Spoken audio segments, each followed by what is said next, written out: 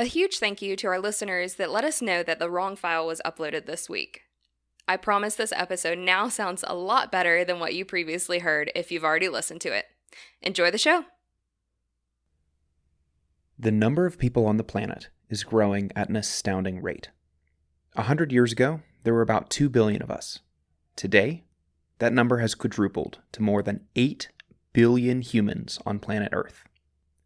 As our numbers continue to grow, it's critical that we develop sustainably, being intentional about the systems that we're putting into place that will be the groundwork for the next phase of humanity. 24 years ago, the United Nations came together to identify the goals that humanity needed to achieve in order to build an equitable and thriving future. Today, we call them the Sustainable Development Goals, or SDGs. These goals cover a wide range of topics: ending poverty and gender inequality, providing clean drinking water and clean energy, even the protection of life on land and of life below water.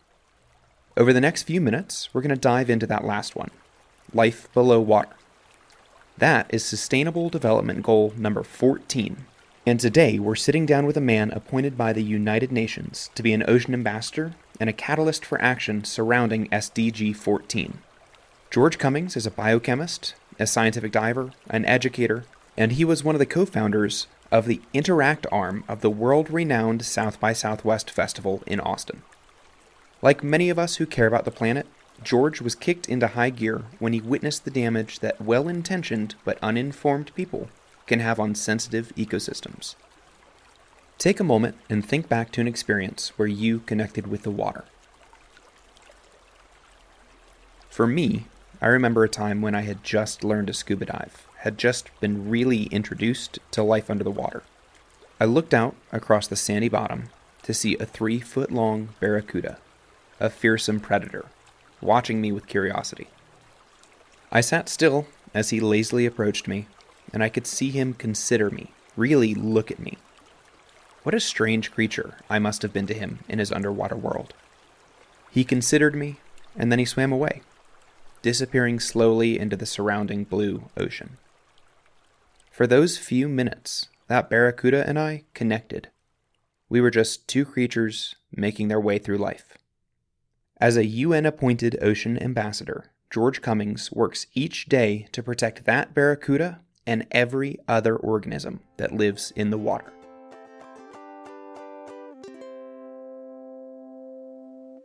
Welcome to Conservation Connection, the show that does exactly what it sounds like, connects you with people working to save the planet. I'm Sarah Catherine. And I'm Chance. And this is another episode. Thanks for coming back. We are loving this new season, all recorded at EarthX in Dallas, Texas this past April. Before we go any further, I want to say that we got some feedback that the Spotify comments feature that we mentioned last episode is not completely working for everybody. So we have a really cool announcement. We have set up a Conservation Connection hotline. We have a phone number exclusively for you guys to reach out to us and tell us what you think. So that phone number is 706-505-0582. Let me say that one more time. 706-505-0582. You can call us, you can text us, we want to hear from you. And as a matter of fact, the first 10 people who text that phone number and tell me what George Cummings, his top tip is for protecting the planet, I'll send you a free sticker pack. So not only can you comment and interact with us on Instagram and Spotify once they get that comment section up and running, but now you can also text and call us. No guarantees that I will answer everything, but I'm going to do my best. Also, standard text messaging rates apply, or whatever the legal disclaimer is that, like, this is just a regular phone number based in the US. So if you call it from around the world, it might cost you a lot of money. In other exciting news, we are sitting here recording this while in Sun Valley, Idaho. We're super excited to be back at the Sun Valley Forum and recording wonderful episodes for y'all. We cannot wait for you to hear them. The Sun Valley season will be released in October, so we can't wait to share that with you guys. Yeah, this is our third time coming out here to Sun Valley. It's this tiny little ski town in Idaho, and it is kind of a hot spot for conservation and sustainability conversations, especially during the Sun Valley Forum. it's also just full of really nice people. We flew into the nearest airport, which is, I don't know, what, 30 minutes away, 30-minute drive away from here? Maybe not even. We flew in at like 10 o'clock at night after a nightmare dealing with flight delays and plane issues and stuff like that. And so we got here and we were like, okay, now we have to figure out how to get to our hotel. There's no shuttles. The taxi service that I called was just the dude who was like, hey, I'm out driving right now. I'll call you back later. And so as I was talking to somebody in the airport and asking questions, a really kind family just walked up and was like, hey, we're headed that way. Do you want to hop in our pickup truck? So shout out to Dave and Corrine and their 2 sons who threw all 6 of us and all of our luggage into an F-150. And their dog. Oh, and their dog. Completely forgot. What was the dog's name? Coco. Coco. Coco was very sweet. So special shout out to Dave and Corrine. Thank you for being kind. And shout out to the people of Sun Valley, Idaho for just being amazing people. Yeah, we really love to come to Sun Valley. And as much as we love meeting all of the people at the forum and connecting with the people in the community, we also love reconnecting with nature here. It's so beautiful. All of the mountains and the rivers and things that we don't get to see being in Georgia. Like, we don't have mountains like this. Yeah, absolutely. And it inspired a love of fly fishing. We got to go fly fishing last time we were out here, and there's just something incredible about connecting with the environment in that way. And I actually wanted to pivot this into what we're talking about this episode and ask you to share a moment, Sarah Catherine, when you connected with water. Good question. I will actually share just last night. I went for about a 2-mile round trip walk to catch some jazz in the park over at Rotary Park. That finished before I got there, but right beside the park was this beautiful river, and there was no one else there, and I just walked down and took some videos and listened to the beautiful rushing water and saw some fish and these birds just fluttering around and catching bugs over the water. So that was a very beautiful and recent time that I connected with water. What do you think it was about the water in that moment that connected you to it? And what did it mean to you to be in the presence of water? I think just like the noise of rushing water, whether it's the ocean or a stream or like a river, for some reason, just that sound of the movement of water just really makes me relax and calm down and just enjoy the space around me. Yeah, I think maybe for me, the sound of water is kind of a reminder that the earth is alive. It supports life, but it itself is this moving, changing thing. And that feels so present when you're standing by a river and you can hear it moving. It is its own thing and it has its own life. And I think that's really cool. One of the speakers who was just on stage at the Sun Valley Forum, her name is Shie. She was just talking about how all of the water that we have on Earth right now has always been here. Since Earth has been, there has always been the same water here. And it just cycles through the environment and cycles through and rain clouds and through the mountains and glaciers. And that same water that you're seeing today, it's the same water that's always been here. It's really poignant because I'm sitting here holding a cup that's filled with water. And like, the water in this cup is ancient. It's older than I am. It's older than I can even imagine. I think it's a really cool thing that kind of connects us to Earth throughout time. Yeah, it's weird to think about. So this episode, we get to talk with George Cummings, who's an ocean ambassador appointed by the UN to champion actions that help protect the ocean, and specifically Sustainable Development Goal 14, which in short is life below water. We actually had the opportunity to meet George at EarthX back in 2022, I believe.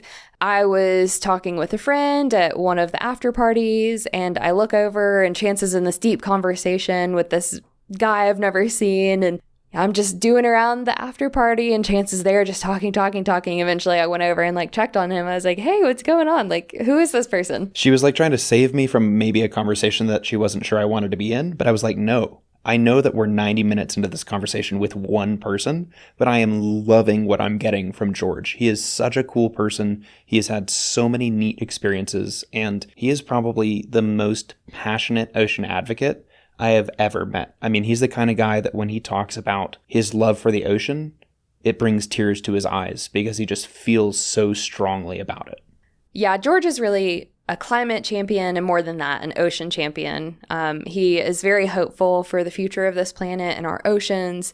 And like he says towards the end of the show, all of his waking hours are spent caring for the ocean and trying to better protect it. So with that, I love George. I hope you guys are going to love this conversation that we had with him as well. Please enjoy this interview with George Cummings.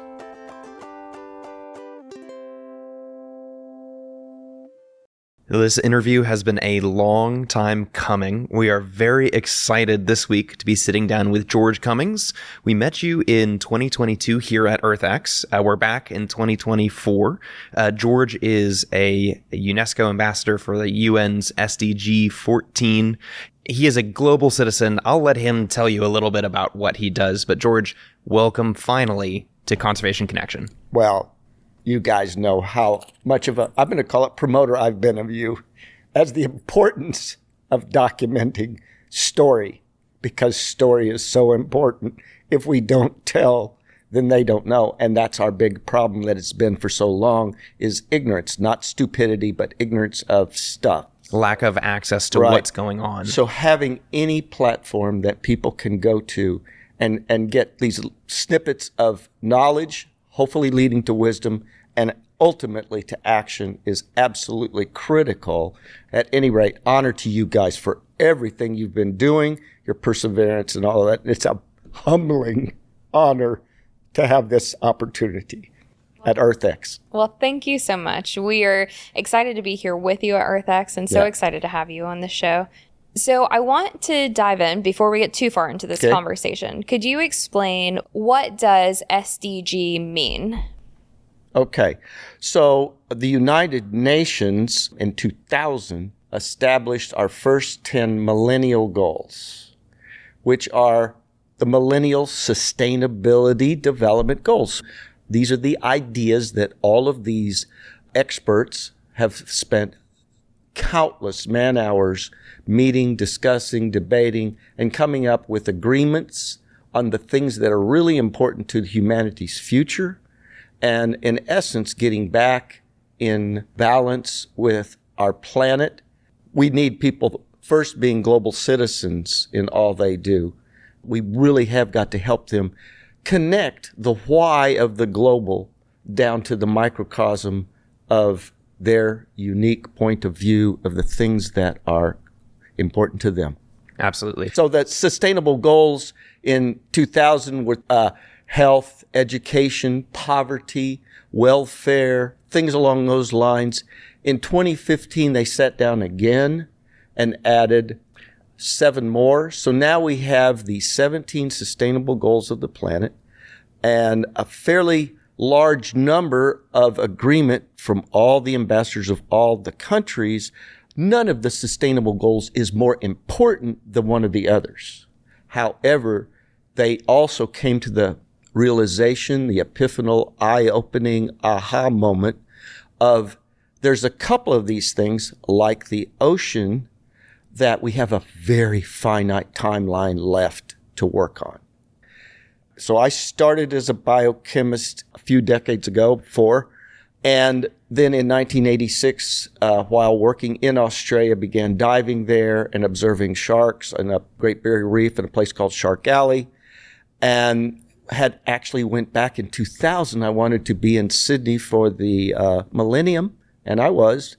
And I said, you know what? Let's go back to those dive sites we documented in 1986 and see what's there. And I came up from my dive, and the tourists with their fins still on, the tide had gone out, walking on top of branching corals, breaking them off.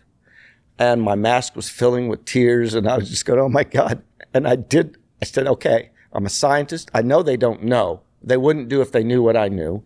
So then I put myself on my own personal quest to find other divers who happen to be some kind of science and say, what can we do for this? And of course, if you do that long enough, and I started attending the world's largest dive show on a consistent basis called DEMA. So you go enough times, all of a sudden everybody knows who you are, what you're doing, and you begin building a network community of people that we know our ocean's bad, we know we want our ocean fixed, and we're going to do it from whatever angle we all see, like Sylvia Earle asked us in 2009 with the Mission Blue. Whatever connection you've got to the ocean, whatever skill you've got that could help the story be told of the restoration of the ocean, please go forth, please do that. Please engage as many people as you can. So I just took that to heart as a mission. So her Mission Blue thing for Hope Spots, and I am one of the co-sponsors of the Papua New Guinea Hope Spot, as a matter of fact, that we do that very thing. And so that's all I put myself on a mission. Hey, do you like Sylvia? You know about the Mission Blue Hope Spot? Do you know about the sustainable goals? This is the roadmap that we're working on in this decade of ocean literacy, science, and action. If you missed our interview with Dr. Sylvia Earle, here's a quick refresher on what George is talking about. Dr. Earle is a world-famous oceanographer and was the first female chief scientist at NOAA. She spent her life studying, documenting, and advocating for the ocean, and created a nonprofit organization called Mission Blue. Their goal is to inspire action to explore and protect the ocean. Here's a quote from Dr. Earle. I wish you would use all means at your disposal. Films, expeditions, the web, new submarines, to create a campaign to ignite public support for a global network of marine protected areas. Hope spots, large enough to save and restore the blue heart of the planet. Each hope spot that Mission Blue identifies has been selected because they are critical to the health of the ocean. And they work with local conservationists to provide the support they need to protect these influential ecosystems. It's been a massive success, and to date, there are 163 hope spots spread around the world. If you looked back 30 years ago, that Ocean Health Index had possibilities ahead. And we would look at that and say, ooh, pH is dropping. Oh, oxygen dropping. Oh, temperature going up. Oh, fish count going down. Plastic count coming up. All of those things. We keep looking at them and make some kind of trend analysis of which way stuff's going. So if somebody listening wanted to find some of that information about like how we're measuring the health of the ocean and some of the current data on it, what are some resources that somebody who cares but doesn't necessarily know how to get there? Right. Frankly, just Googling United Nations, UNESCO, Sustainable Goal 14, Life Below Water, things like that will get you to the generic page, get you to the unique SDG page, and from there it's just a matter of several days occasionally with a cup of coffee or your adult beverage or whatever. That's the thing, is let this be what appeals to the person. You know, the interesting thing now, of course, when people search to do their holidays, over 80% of those queries include something like holiday, working, eco, environmental, tourism, experience, blah, blah, right? Talk about a giant need gap that needs to be filled. The opportunity for all of these small island states and these coastal communities where ocean experience exists, whether it's snorkeling or sailing or fishing or scuba diving, all of those places now have these resources available for people to see. I'm going to go do a turtle count. Here's how I can go get involved, right? Yeah. It's really funny you bring that up because one of the things that we have been looking at, you know, I used to teach scuba diving in the Virgin Islands. I'm very familiar with getting people out and into the ocean and involved personally. Is we've been kind of like kicking around the idea of working with some really high-level Caribbean resorts to create like teenage programming so that students in the like 12 to 18 age range can have the opportunities to do real science and contribute to a real data set while they're on vacation. Because I think that those early opportunities are so important because they're not going to ignite passion in everyone, but if we get 1 in every 100, I mean, that's a massive increase. Yeah, and I think that really ties in with kind of what you mentioned earlier, saying you came up out of the water and you saw tourists like stepping on these corals and you were upset, but you couldn't be mad because surely they didn't know, because you see that often as... What human would do that? Yeah, I mean, you're in the water, you're snorkeling, you clearly want to be in the ocean and you want to experience these things, and you never want to be hurting something that you love and that you care about. So I think, like what you said, that your goal is to do ever since you came up out of the water that day, to share that information, to just give people that resource and that knowledge that they need, similar to like, you know, you go on a hike somewhere and you see people stacking stones to make what are the towers called? Cairns. Cairns.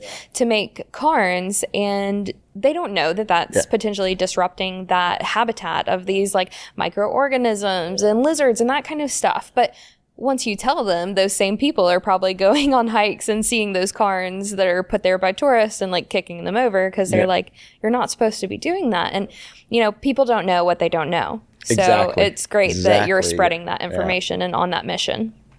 Well, it's virtually one of the things that they mandate us there at the United Nations to do. Is called knowledge transfer. It's there are 10 challenges, targets to the Sustainable Goal 14 to kind of well define overfishing and pollution and fish counts and things like that.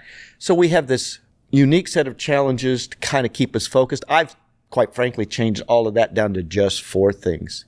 In your life, if you can look at what you're doing every day and say to yourself, from your point of view, do you think this is helping us have clean air? Is this helping us have clean water, clean food, clean energy? That leads to security, because an awful lot of conflicts are over those 4 things, not having or not having those.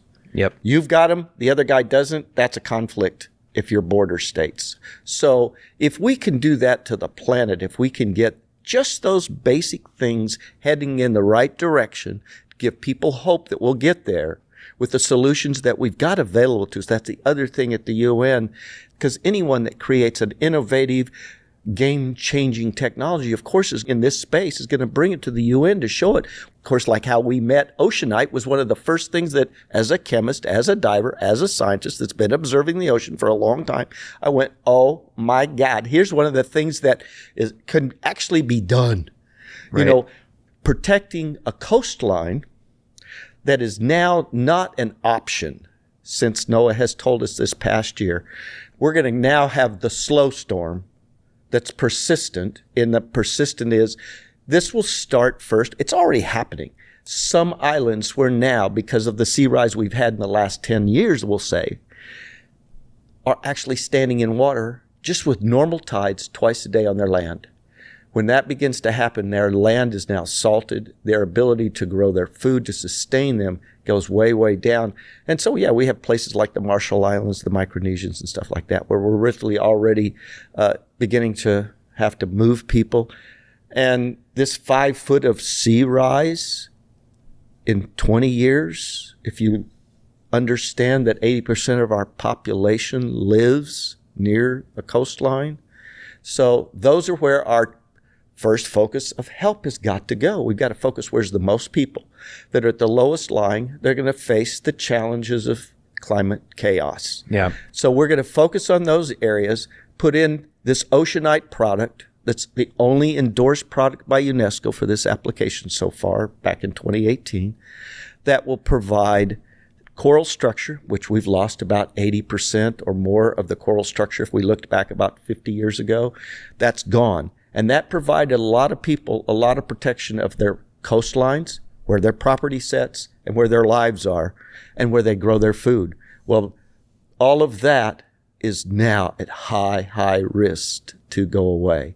And so by putting in these giant Oceanite ships, we call them, of this biochar aggregate block that could be the size of a container, or maybe the size of this table we're sitting at, down to a smaller thing. So in different sizes, different shapes a little bit, laid out in a maze in order to achieve wave break whenever just the normal tides come, but certainly now whenever a moderate storm comes, or even a small hurricane. Now, how much something like this is going to do when it's a Category 5 hurricane during a king or super tide at the same time, that's going to be a bad day. You'll have to prepare still for a hurricane, even if there's Oceanite out there.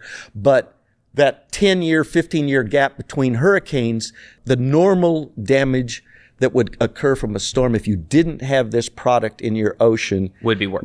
Would be Much worse, yeah. And Right. that's really what this comes down to. Yeah, and if you've been listening to Conservation Connection for a while, one of our very first episodes actually on the show back in 2019 was with Reef Life Foundation talking about the Oceanite product, which, like George is saying here, is a really cool product and is essentially building these new reefs. I think if you've been listening to the show for a while, again, you probably know that we're losing a lot of our reefs. They're degrading. So this is coming in and seeing, okay, how can we combat that? Yeah. And it's giving resorts and people who have lots of money an opportunity to say like, hey, if you put this out in front of your resort or by your island, you're going to mitigate the wave damage. And oh, guess what? That looks good for your insurance company. They're going to give you insurance because you have a way, just like mangroves, to lessen some of that impact from these storms and rising tides. Right.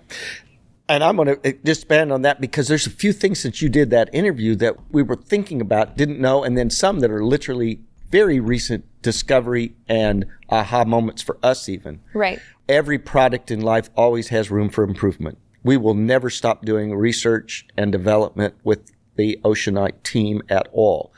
But so it's not just coral. There's some places that there's never been substrate, but they're going to suffer with this 5 foot of sea rise. So for those places that didn't have mangroves, didn't have saltgrass or seagrass ever anyway, this is new protection for them. And again, this is not an optional. If you're the mayor of some community, you do not want to be the one that waited too late and now your unlucky day comes every 10, 15 years or whatever, and the storm comes because once 1st Street, 2nd, and 3rd Street are all wiped out, all of that's lost. You're going to have to restore all of that. And ultimately, you're going to still have to do something like Oceanite, or every time a storm comes, it's going to be the same thing again, over and over and over. So if we would have done things like this 20 years ago, the budget would have been so much less. The problem's gotten so much bigger now that we're going to spend 5, 10x what we were spending back then. We do not want to be sitting here 20 years from now saying, oh, I wish we had started back in 2024. Then because now it's going to be 5, 10, 20 times the budget now, which is the 5, 10 times the budget that was then. Exponential. So are we going to continue to make bad choices and expecting a different outcome is not wisdom for any policymaker out there. Yeah. So I kind of want to end on this thought of, from your perspective, what is the best, simple, everyday action that the average American can do? Answer. Yeah, that's why I asked the question.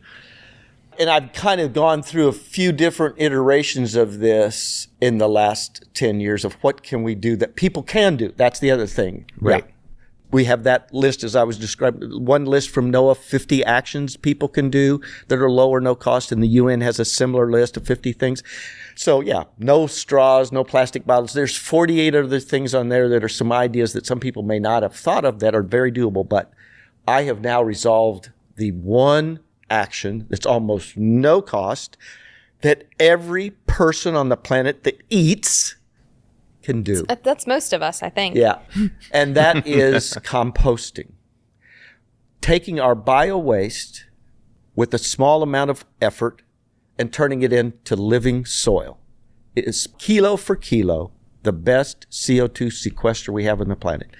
That's so simple to do, doesn't cost any money, and has triple win from my point of view. One is the amount of CO2 it sequesters into the soil by the bugs, the worms, the fungus that all interacts with the roots and the plants to sequester CO2. Let's talk about how composting gets carbon dioxide out of the atmosphere and into the soil. You've heard the phrase carbon-based life form, right? That's because carbon atoms are the backbone for the molecules that make up pretty much all living tissues. Plants, animals, bacteria, whatever, it's made with carbon. And that means that our food is carbon-based also. Every vegetable, every fruit, every bit of meat or grain that we put in our mouths is filled with carbon atoms. When you eat an ear of corn that was grown this summer, you're eating carbon atoms that corn plant pulled out of the atmosphere just a few weeks ago. During photosynthesis, plants like corn pull in CO2 from the air and breathe out O2, and they use that carbon that they strip off to create their tissues. And the carbon in the corn kernels that you eat, it either becomes part of your body or it gets turned into solid waste. Either way, it's not atmospheric carbon anymore. But what about the leftover cob and the corn husk? There's a lot of carbon there. Well, when food scraps end up in landfills, they're smothered in other trash with no access to oxygen. You would think that that just puts the carbon back in the ground, right? But what actually happens is that microorganisms begin digesting those food scraps in a process called anaerobic decomposition. That just means decomposing without oxygen. A product of that process is methane gas, which is a carbon-based molecule. That methane gas either seeps out of the landfill on its own, or it's vented out on purpose by the waste management company. If you've ever driven by a landfill and you see a tower with flames that's shooting out of the top of it, that's actually the waste management company burning that methane that's accumulated in the lower layers of the dump, and it sends all of that carbon back into the atmosphere. So what's the solution to all this? Turns out it's pretty simple. If we took our food scraps, like the corn cob I mentioned earlier, and we allowed them to break down in an oxygen-rich environment, like a compost pile, the production of methane simply doesn't happen. Instead, that carbon stays in solid compounds that are the foundation for a healthy soil. And when that carbon is locked up in the soil, it can stay there for hundreds or even thousands of years. If you grow food in it, wow, that's a win-win there, because you're putting clean water on it, and you're going to put some really healthy food in your own body that's going to keep you out of the hospital a little longer perhaps in life, things like that, the win-win long-term, short-term benefits of that. This is not rocket science to do this, so everybody can do it. And there are a couple of countries now that have got no garbage cans anymore. Oh, wow. We should have that almost everywhere on the planet. For sure, zero bio-waste should be going into the landfills. I'll give you an example. There in Cozumel, I discovered the kids years ago were being taught how to compost and how to do gardens at school. I wanted to put that on steroids. So I came up with the idea of let's get the bio waste of cruise ships and let's trade them with the big problem islands have. They have stuff like aluminum and glass and plastic that are non-bio waste that force them to make another landfill. What if the cruise ships and the islands traded bio waste so that they can now make compost on an island? Which is kind of a big deal because islands are oftentimes sandy soils nutrient deficient, right? They have no soil. So bringing all of that nutrient to break down into healthy soil is really, really valuable. They're inches of soil on some ancient coral bed, right? Barely supporting the ability to grow in those places. So this is, again, back to the win-win-win. They're growing their own food. So in my crazy caveman thought process, one, we would help islands not have to build another landfill as soon. We would be able to create soil in the schools, teach them to garden and farm, and we're going to turn out better global citizens that are healthier, and we're solving the big CO2 problem that we've got. So it's a win-win-win, I think, from so many perspectives. If everybody will please compost and then look at the list of 50 and see if there's anything else that you can adopt and encourage others to do it. Yeah, absolutely. And I will say, if you're listening and composting is a little scary to you or you don't know where to get started, Chance and I started composting maybe 4 or 5 years ago, and it does at first feel like it takes more effort. You're like, okay, I crack an egg and I don't throw it in the trash can. I throw it in my compost bucket and then I go and take it outside. And but you get used to it over time, and then it becomes second nature, and it's weird not to do it. And if you are like, oh, I don't know where to start, I don't know what to do. Honestly, one of the easiest things to do is go on YouTube. I was just getting ready to say, there's YouTube, and several communities, they've got these little boxes that you put in your kitchen that's all sealed up so no smell. Yeah. So you start, and then you take that when that's filled, 2, 3, 4 days of cooking, that little bit of rubbish that's there to bio waste. Now you take it to the compost bin. Right. It's not like you got to walk to the compost bin every time you crack an egg. Right. And that's exactly what we do. We have a compost bucket, lives on the counter. We keep it clean, and I dump it out every time that I've got, a bunch of scraps to go out into my bigger worm compost bin out in the backyard. Yeah. There's a lot of solutions for composting, down to the caveman approach to the most high-tech approach, anywhere in between there. individuals or communities or neighborhoods, just compost, compost, compost, please, please, please. Yeah, absolutely. Yeah. And thank you so much for joining us today on the show, George. We really appreciate you being here, and we can't wait to see you again next year. That's right. Well, and all the times in between that we at least interact on different things. I know we follow each other as often as we can. We're being a planet warrior is not for the meek. It's a 12-hour-a-day, 7-day-a-week passion that once it bites you, and the purpose is so magnetic. And then the more you start working with youth and the future generations and see that you're giving them some hope, the reward, I'm going to call it the Desmond Tutu Dalai Lama joy story. And I'm going to inject that. If people have not seen that, speaking of YouTube, if you want to spend a really great hour and you want to have happiness in your life, go watch Desmond Tutu and Dalai Lama talk about joy, of their friendship and what they think joy is and how one receives joy. It'll change your life. I love it. Love it. Well, again, thank you so much for being here. Sure. And hope you guys enjoyed this episode of Conservation Connection. Likewise. And yeah, thanks you guys for coming to EarthX and being here again. It's so awesome to have you here. I think I want to do something like this at South. We have a few teams, but I might want to do something that's our little own niche of environmental point of view of technology intersecting with environment. I love it. So we'll talk about Let's that. do it. We'd love to be part of that. I just love that guy. George is so fun. Yeah, he's an amazing time to be around, and he's kind of one of those people pollinators, right? Like, he's just like, you need to meet this person, you need to meet this person, and he's on 24/7. It is semi-organized chaos to be in a conversation with George Cummings because he has so many ideas and so many connections, and he just wants to get it all done right now. Yeah, it was super fun. Mm-hmm. So, Sarah Catherine, Yes. what did you learn in that conversation with George? So one of the interesting things that I didn't know about, and I guess I hadn't really considered previously, was the idea of the Ocean Health Index. And that every year the ocean essentially undergoes like a physical, just like us going to the doctor. So all of these measurements being taken on the ocean to say like, okay, how's the ocean doing? Is it healthy? Is it not? Is it looking better than last year? Is it looking worse? Really, what I had seen of that before was pretty much just measurements of temperature, right? So it's like, oh, the ocean's hotter this year, and that's kind of where that would stop. But to see that there is such a complex list of all of these different measurements that we're taking of the ocean was kind of crazy. I did a little digging into it because I hadn't heard of that before, and I definitely got lost in a rabbit hole. So their website is oceanhealthindex.org. And if you want to look at an incredibly complex setup for gauging the health of the oceans, go spend like 2 hours or 2 weeks digging through that website. But basically they lay out all these 10 goals where they think about, what do people expect from the ocean? They expect to be able to recreate in it, to go swimming. They expect to be able to get food from it. They expect to be able to make a living working with it. So for each of those goals, are we maximizing what we're getting out of the ocean? And are we doing that in a way that doesn't impact our ability to do it in the future? Basically, is it sustainable? And then each of those goals gets a rating, and that rating gets like averaged into the global index rating.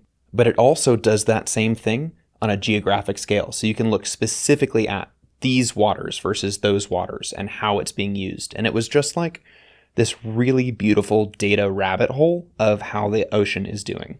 There's so much math that goes into science. I know. I wish that I had more time to really dig into it. But yeah, it was really neat. I loved learning about the Ocean Health Index. Yeah. What did you learn this week?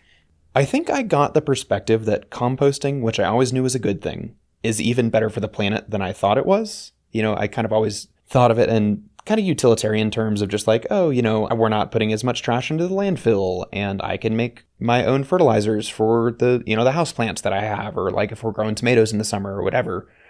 But when you put it into the perspective of this is taking carbon that was in the atmosphere just a couple of weeks ago and now locking it up into soil that's going to stay in the ground and out of the atmosphere for decades or centuries or millennia. I mean, it's like I'm doing my part to reduce the amount of carbon in the atmosphere. I think that's really cool. Yeah, it definitely was. We hadn't really thought about it on like a larger scale than just, oh, why is this good for me to do personally? Yeah, I just enjoy having a little bin of worms in the back that are basically saving the planet. I think that's really cool. Now, don't forget, if you have made it this far into the episode, you can text our hotline, 706-505-0582. And if you text me the word compost or say that composting is how we can save the planet, I will send you a free sticker pack. The first 10 people that text me are going to get a free sticker pack. Woohoo, stickers. And our stickers are really cool. They're like iridescent. I really like the design of our stickers. So moving on to next week, a little bit about next week's episode. We got the opportunity to interview Ivan Carter at EarthX this year. He is a big game conservationist in Africa. He was born in Rhodesia, which is now modern-day Zimbabwe, but he spends like 200 days a year out in the bush guiding safaris. He's also a TV personality, and he produces really cool conservation television that you can find on EarthX TV. Like, you get to watch what it's like to translocate an elephant from an ecosystem that has too many to an ecosystem where they've been wiped out.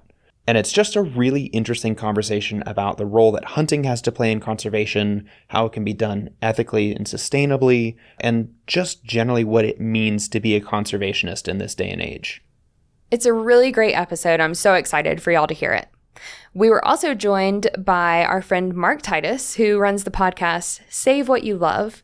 He actually hosted us on his podcast first, and his episode of him interviewing us will come out on July 29th. So that will give you kind of a different perspective of me and Chance just as people. Yeah, just sitting on the other side of the interview table, you know, it was really fun to just spend 45 minutes talking about us. I mean, I don't feel like we get to do that very much. And Mark is super cool. He's been a guide, a fishing guide in Alaska, and he works to save salmon runs in the Pacific Northwest. So we have him on the intro of next week's episode because he lends a really interesting perspective to this idea of living in harmony with nature, and that can also mean harvesting from nature to sustain ourselves. So we hope you enjoyed this episode, and we can't wait for you to hear next week's.